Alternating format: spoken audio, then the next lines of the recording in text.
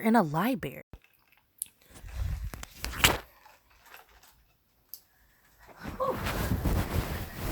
Hello everybody, and welcome back to my channel. You know, we're in here sipping like we always do. A little share tea this week. A little bit of that mango green tea. But this week we're doing something a little different. I have 2 books to review because your girl is out of her reading slump. It's so real. This week we're going to be reviewing Dare to Ride by Raby Lake and The Spook Who Sat by the Door by Sam Greenlee. And I'm excited because I've read 2 books in a week. I read 2 books in a week. And I feel like I'm getting back to me. I got a lot of updates from the last video, and we have a song of the week, and we're gonna get right into it. So this week I'm talking about first Dare to Ride by Raby Lake. Now, baby, if the cover is not enticing enough because we have a strong black brother with no shirt abs, if you watch Sons of Anarchy like I did, and I'm also watching the Sons of Mayans, you will really like this. Or if we gonna get into it, it's a black biker club, so we gonna shout out Biker Boys. Who? Biker Boys. That was my movie for a really long time. I don't know about y'all, but I still love it to this day. This is what you're gonna get out of that. The book focuses on Darius, also known as Dare, hence the Dare to Ride. Anyway, but Dare is literally just trying to live his life right, trying to have his family, not be in the life that his father is in because he is the leader of the Heavy Sinners, a motorcycle gang, they would say. Until one day, like, his whole life is thrown upside down and he has to lean on his father for help. Now, from the first chapter, you're going to be like, crazy stuff is going on. I said, this poor man had to deal with so much. He just want his white picket fence in a dream, but sometimes, you know, old past comes into play and things like that where you can't really escape it. And sometimes family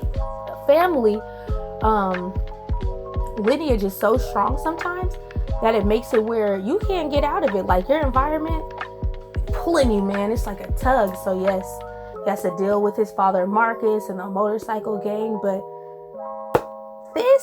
I read this in 2 days. 2 days flat. It gives me steam. It was giving me steam. He was giving it, but it gives you like a really, I don't know, bird's eye view into a biker club and just the family dynamic that they have. Like, just because you're not blood, once you jumped in, you jumped in. And I 100% recommend this book. Like I said, it took me, this is my fastest read of the year. I was staying up late to read it. I was reading at work. I was listening to the audiobook. Anyway, I could read it, listen to it. I was doing that. So I 100% recommend this one. And I think you'll like it. It gives you something different because I've never read a book about a bike motorcycle club, a black motorcycle club, actually. So yeah, it's pretty short. It's less than 300 pages. So you get that, and it's book 1. Baby, we got a series on our hands. So yes, go pick that up from your local library or go buy it. But I would definitely say go support your library. Go get this. And then the second book that I read this week was A Spook Who Sat by the Door by Sam Greenlee. Let me tell y'all, I have been trying to get through this book for so long. It's also a short read. It's less than 300 pages as well, but the content inside is very thick. It's like rich content, a very intense plot, and what we're talking about. So our main character, who is Dan Freeman, baby, he's the first man to integrate into the CIA. And you know, sometimes when you're the token, you deal with the stuff that you deal with, having to conform and do things that you don't want to do. But he doesn't want to do that. This man is serious and really made me think about his name once I finished it. Freeman. This man is literally that. He wants to be free. He does not want to be under the white man's rule because this is down in civil It was in the time of civil rights movements where there was so much going on, especially down in Chicago, and he doesn't want to conform in any way. He doesn't want to integrate. And I really like that, because I feel like oftentimes when we get degrees and we get in higher status, we integrate to a point where we lose ourselves a little bit and conform to dynamics and just change our whole personas. And I don't think that's necessarily the way it should have to be, just to be in certain settings, because sometimes maybe those settings aren't meant for us, and trying to like break down these walls and barriers just to be in this weird world where it's their idea of success. No. And I really liked how he was like, do you know what they call us? He was talking to his police officer friend. You know what they call us when we're not around? They call us niggers. And duh. But anyway, he basically takes this local gang under his wing and teaches them a lot that brings out their own talents that they already have, because they're very smart, mathematical geniuses, they're shooters, they are strategic, like their brotherhood is very strong, and they're all athletic. Everything is just like perfection. They didn't really get their just dues in school because they weren't nurtured, and their environments and their school systems are low, so they weren't able to shine like they would. And I think that sometimes we forget that in a lot of areas where it's predominantly brown and black faces, that the school systems aren't good on purpose, because they want to keep people down. They don't want us to succeed, and he's finding ways to make it so they can be successful by not conforming and getting things done by any means necessary. This was by no means a fast read. It took me the rest of the week to finish, but like I said, it's very rich in content, and it's supposed to be a satire, but I feel like it's more so of the blueprint of what we should be doing as Black people, just getting and banding together to really help each other and to better ourselves, and stop trying to break down this wall to get to this side where they're at and what they're doing. Because I feel like we try to break down systems and barriers that they put in place, and he's trying to go around them and trying to find a way where we can be separate from them. And I feel like sometimes that's a little bit better way of going about it than just trying to gain their American dream. Because like he said, as soon as we get on the treadmill or to start walking, they'll speed it up, and they're already miles away ahead, and they just keep pressing it up and down as they see fit. So we'll never be on the same trajectory as they are anyway. And it's some real gems in here. It's powerful, to say the least. So yeah, it got me. It really got me, but I definitely recommend it if you're looking for a read where it's going to be raw and real. This is definitely it.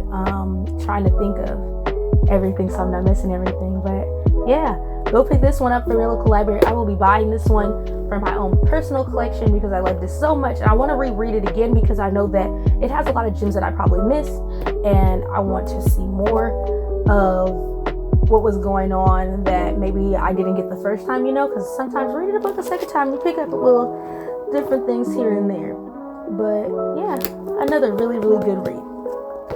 So those are my 2 books. So this week I was on TikTok making videos, and I don't know, like I've been saying, I haven't really been into a lot of the music that's been coming out lately because it's weak, in my opinion. I don't really want to listen to it. I am going to be listening to, I can't think of it, Steve Lacy's new album. And I also wanted to also hear Earth Gang's album because I heard that was also really good. Earth Gang. So I haven't really listened to it, but I've been hearing little snippets here and there of what people have been listening to. And if I have the song, I will play it for you. And I don't think I do because y'all know I'm not ready. So their new album is called Ghetto Gods, and their cover is hecka cute. I'm gonna put it up here. It's looking good. Like, you see my brother in his little suit? It's like, it's the print. He is always dressed to the nines. I love that man. He makes me want to lock my hair so bad. But we will play a little bit of. He has so many people on this album. He has Music Soul Child, Baby Tate. He got Nick Cannon and CeeLo. We'll play Ghetto Gods. Let's see. Oh, niggas crazy think they fucking with me.